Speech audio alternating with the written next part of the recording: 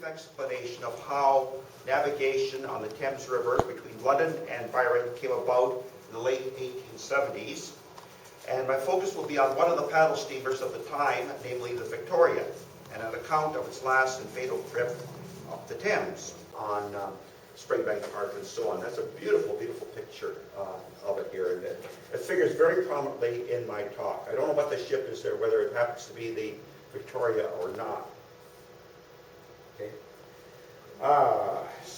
Spring water issuing from the terraced banks on the south side of the river was then pumped from collection ponds to the reservoir at the top of Chestnut Hill. Now, Chestnut Hill we know as Reservoir Hill today. Now, from up there, gravity was used to convey the water to London. With the construction of the new dam, City Council approved of a company, the Thames River Navigation Company, to build and run a vessel between the new dock at the foot of Dundas Street and Byron. Byron, incidentally, you people live there, is older than London. This steamboat, the Forest City, was launched in late July of 1878. These are taken right from Ken's sketches. In late May 1879, the Thames River Navigation Company launched a second vessel, the Princess Louise. That, in the background, is the Sulphur Springs bathhouse type of thing. They were at the forks of the Thames, okay? It's where the simplest landing is. This was, back in the 1860s, they were digging all over the place for oil. And so they're drilling for oil at the forks of the Thames. They didn't find oil, but they found this sulfur water, and they thought it was very good for bathing and stuff like that, you know. And so they built a spa. The enterprising guy that did that, you know, make lemons out of lemonade, I guess, that type of thing. Several days earlier, the rival London and Waterworks line had made its trial run with its own vessel, known as the Enterprise. Unfortunately, fire destroyed all but the hull of the Enterprise in November 1879. Relatively undamaged, the hull silently slipped to the bottom of the Thames River, where it remained beneath the river ice during the winter of 1879-1880. Later in 1880, this hull was raised and expanded and renamed the Victoria. Okay, so there we see it, using the old hull from the Enterprise and the building what becomes the Victoria on top of it. Okay, its length, including the housing for the paddle wheels at the stern, was 24.4 meters. This was all in feet and inches, and I put it in meters. And its breadth was 6.9 meters. In contrast, the Forest City was 20.4 meters by 7.3 meters. And the Princess Louise, 24.4 by 9.2. The Princess Louise might have been wider than the Victoria, but the latter had the advantage of being named after the reigning monarch and not merely one of her daughters. Okay. Princess Louise's husband became a governor general. I think it was Lorne, is it? Yeah. Marcus Lorne, yeah, okay. All right. A lot of things named after him, too. The finished steamboat was attractively finished in glossy white with the royal blue trim and gingerbread. It could easily cover the distance to Springbank in half an hour. Its machinery at the stern was rather quiet. Its two decks could seat 220 people, with standing room for at least 300 if they were crowded in. Music was supplied by a band, and when the band was not on board, one could play the piano that was there. Now, bear in mind these boats were at this particular time, in the late 1870s, early 1880s, the only means of public transportation to and from Springbank Park, or Waterworks Park as it was called. It wouldn't be until 1895 that the London Street Railway would extend its line beyond the forks and going to the park there.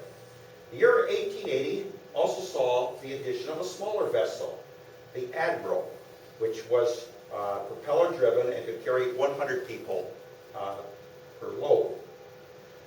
Now, although it got off to a slower start in the 1880 season than its Thames Navigation Company rivals, the Victoria quickly captured the hearts of the public, particularly the younger set, owing to its top speed of 14.5 kilometers per hour. And it was soon dubbed the People's Line. That the Victoria had become the steamboat of preference by the people is noted in the passenger figures for Victoria Day 1880. That day, the Victoria carried 1,650 passengers, while the Forest City and Princess Louise averaged about 400 less. A year later, Tuesday, May the 24th, 1881, dawned bright and clear. Perfect weather for the celebration of the Queen's birthday. Good day like today, probably. Okay. A few thousand people from London and beyond opted to spend the day at Springbank Park, whatever parks it's been called. Engaging in such pastimes as picnicking, boating, drinking, courting, fishing, and even hunting or reading. A few all went well with the 3 steamboats. That's the Princess Louise, the Forest City, and the Victoria, leaving their respective docks at hourly intervals, and patrons gladly paying the 15 cents for the round-trip ticket. But then around 4 p.m., now that's 4 p.m. back at that time, which would be sometime. They didn't have daylight savings time, okay? And they didn't have the system we have now. So when we're talking about 4 p.m., add an hour and 25 minutes. So 4 p.m., their time would be 5:25 our time now with the daylight saving time, okay? About that time, things took a different turn. The Forest City, returning from Springbank Park, okay, ran aground on a sandbar near the dock at the foot of Dundas Street. Both Victoria and Princess Louise, which were headed in the opposite direction for Springbank, went to the rescue of the stranded vessel.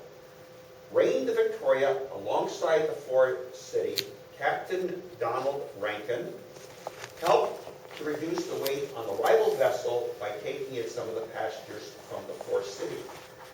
Backing his boat up to the wharf and then exchanging the passengers for those waiting to go down to Springbank. Deciding that he could wait no longer, he left instructions for the other 2 boats to follow as soon as possible and then pulled away from the Thames Navigation Company dock, heading downstream to Springbank. Meanwhile at Springbank, many people were impatiently waiting the return of the long overdue 3 vessels. They were going, an hour apiece or whatever it was, but they're waiting now, okay, so they're backing up and waiting in line. By the time the Victoria came into view, the crowd was quite restless, as it was now almost 5 o'clock, so an hour later, okay, 6:25 our time. They've been waiting, the boats should have been there around an hour earlier, as I said. Children were tired and domestic helpers wanted to go home and prepare the evening meal for the families that would arrive later. As the Victoria pulled alongside the dock of Springbank, there was quite a sudden rush as people jostled one another in their haste to gain a seat or good location. You can imagine the crowd was much more than what ordinarily would be accompanied by the boat, but they got twice or 3 times as many people waiting as would ordinarily have been the case, okay? And you darn well want to get on the boat and get a seat or at least get on the boat. So intent were they to get, so human nature, okay? So intent were they to get on board that many of the younger ones simply vaulted the railing and helped others over as well, okay, and avoided paying too, or handing their tickets. The few who had come down from London had great difficulty in getting off the vessel, as you can imagine, okay? And some, such as William Millman and his 2 young sons, decided to stay on board. It wasn't worth the effort to run the gauntlet trying to get off when the traffic and everything's going the opposite direction. By the time the vessel was finally given the signal to cast off, over 640 passengers were on board the vessel, which would be crowded with 520 people. Okay. Now, being lower in the water than usual, the vessel ripped its hull on a rock, and more water came into the hold, which already had 5 centimeters when the steamboat left Springbank. Owing to either the overcrowding or a sense of urgency in getting the crowd safely off at the London dock, Captain Rankin did not make the regularly scheduled stops at Ward's Hotel on the north side of the river or Woodland Cemetery on the south. There were more people that would want to get on than get off, and he just couldn't take any more people. So he didn't stop at those regular places. Meanwhile, about 7:05 our time, the vessel passed over the remains of Griffin's Dam. And you can see that today if you're down in that area near the water, or the pump house, okay, to the east of it. You see bits of it. The vessel passed, okay, we got passing over the Griffin's Dam. By now, water covered the floor of the lower deck, and some passengers were standing on the seats. Before the boat capsized, the London Advertiser reporter, William Thompson, was standing on a camp stool, which probably was not quite as high as this, okay?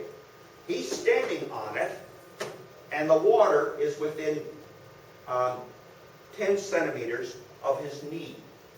So the water's got to be at least, half a meter or so high, and this is on the lower deck. Okay? Meanwhile, as the steamboat rounded the bend where the Thames Boat Club now stands, it heeled over dangerously to port, that is, the left side, causing water to rush in to a distance of a few kilometers. And here's the painting showing the heeling over of the boat to the left or port side, okay? Again, fanciful, but probably not all that similar from what actually did happen. It's now 7:25 by our watches. Now, sensing that the Victoria would never make it to the London dock, the captain determined to save the vessel and its passengers by deliberately ramming the boat onto a sandbar just up ahead. Suddenly there was a cry, "Here's a race!" Immediately, the passengers rushed to the starboard board or right side of the boat as two racing sculls rode by. Harry Nichols and Michael Reddy of the Forest City Rolling Club had been practicing all afternoon, and now while heading back to the clubhouse beside the docks, they saw the Victoria stagger into view. When it was closer, Reddy shouted, "Let's give her a race." And with that, they pulled their backs to the oars. The crowd's sudden rush to the right side tipped the vessel dangerously until the decks were at a sharp angle. Okay? Then a cry issued from the people, and they saw the peril they were in. Immediately, the reaction, just like when you're sliding on, it's like you drive your car, you're starting to skid on ice or whatever it is. Immediately they pushed back from the railings in an effort to right the boat, doing so counterbalancing too far over to the left or port side. The boat tipped over further and further. Suddenly the boiler, which was not fastened but kept from sliding by 6 drift bolts that dropped through the deck, rolled off its wooden blocks, snapping its steam pipes and water lines. Scalding hot water, steam and water, sprayed everywhere, burning many horribly about the face and arms. The boiler then crashed its way out of the left side of the boiler room, ripping down the wall like paper, crushing several people in its path, and then tearing out several stanchions that held up the deck. When the supports were torn out, other stanchions, badly overstressed with people hanging onto them, collapsed, bringing down the upper deck and crushing most of the passengers on the lower deck before they had a chance to jump. The remaining walls of the boiler room and the engine room then collapsed, killing people under it from the weight of the deck and the crowd standing above them. Those stanchions and supports still in place collapsed instantly, bringing down the canvas roof over the hurricane deck and trapping many beneath in a watery tomb. I